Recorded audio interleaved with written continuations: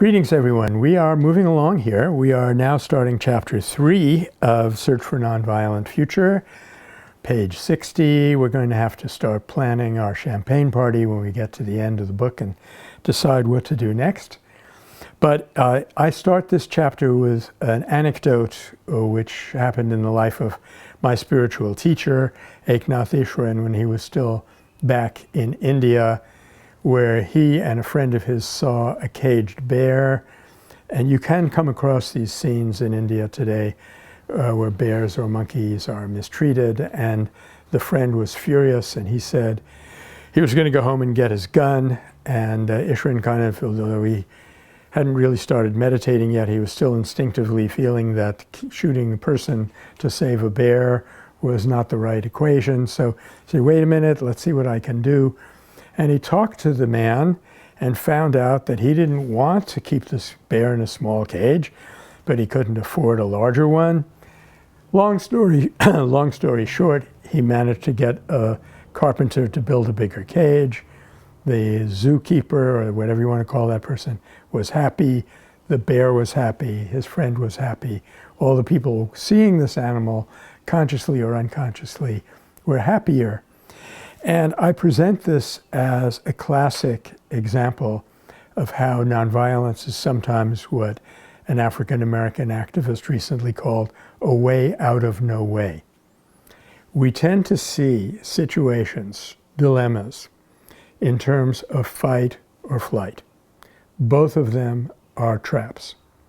Nonviolence is neither fight, in the sense that you are not reflecting the suffering back on the opponent. They are not flight, in the sense you're not complying with their unjust request.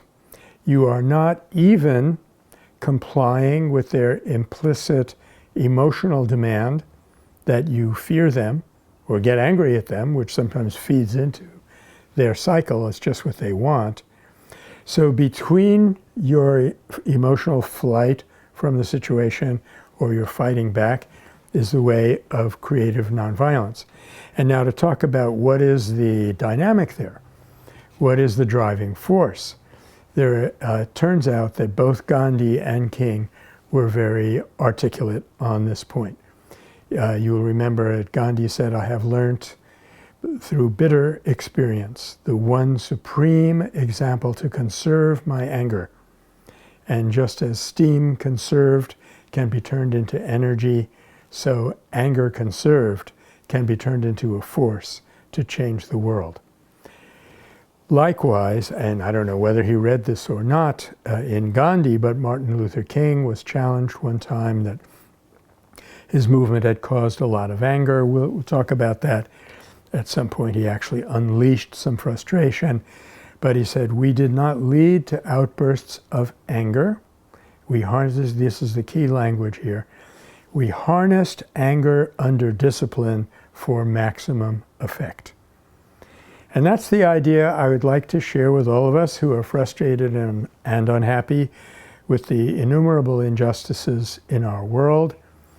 The question we have to face in ourselves is very often, what am I going to do about this? Am I going to try to express my frustration, or am I going to try to change the problem? I can express my frustration by beating up on the other person, or by going out and holding a protest. And in a funny way, I'm classifying that as not really the nonviolent response. The nonviolent response is going to say, what's the cause of this situation? What is my leverage to do something about it? In the long course of Search for a Nonviolent Future, that is what we are leading up to. We're exploring the dynamic to situate ourselves so we can comfortably understand the forces that we're dealing with, and then talk about the institutions that are forming conduits, channels for this force. That's what I invite you to join me for at our next discussions. Thanks very much.